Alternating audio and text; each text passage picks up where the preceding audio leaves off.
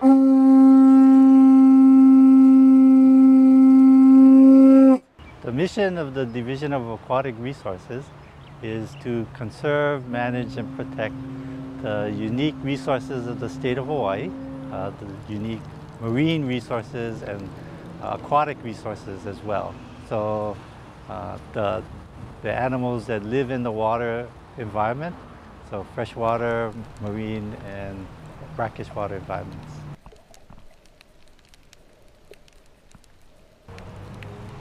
Our regulations primarily fall into three categories. One is the regulation of fishing gears that are used to catch fish.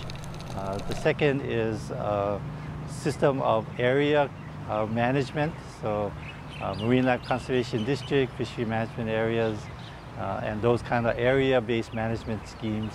And the third is specific regulations on species such as fish and lobsters and algae. Hawaii has a unique connection to the ocean because of our island lifestyle. Those resources are not just for recreation. Those resources are important for culture, for sustenance, for a number of important aspects of what it means to live in Hawaii. And so those unique resources are treasures that the people of Hawaii have come to care for and manage. That's, I think, unique in this part of the world, in the United States.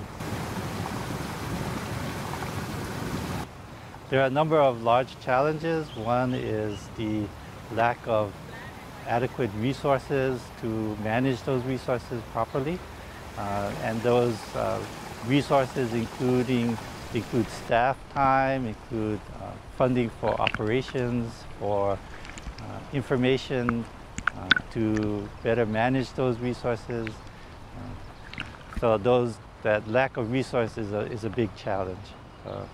Other challenges are things like global climate change that will be affecting us and have already begun to affect us. Ocean acidification, global warming, so the warming of the oceans around Hawaii. And the other big challenge is the threat of alien species introductions. So being an island state with most of a large portion of our resources, native resources, are unique to Hawaii. We're endangered capital of the world, so the threat of alien species harming those native resources is a large concern. Date of birth, 4/29/60.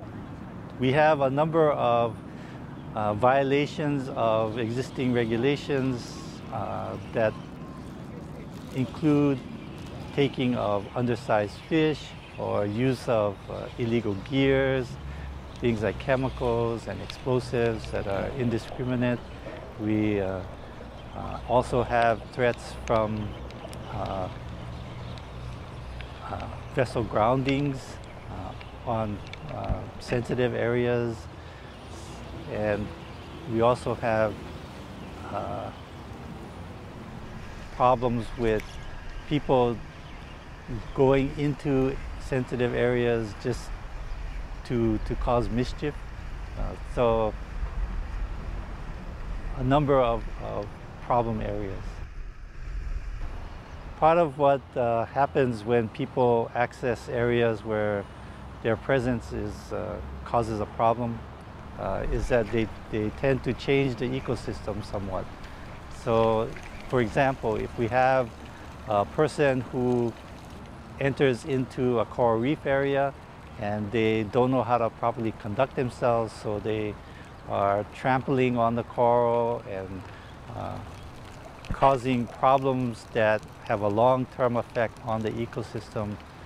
Those seemingly very small events where someone's footprint on a coral may not seem like a large impact, but when you have a lot of people doing that kind of activity, Now, the long-term impact on things like that are you'll have a reef that's basically trampled and crushed, and so it can no longer provide the ecological services that it was intended to.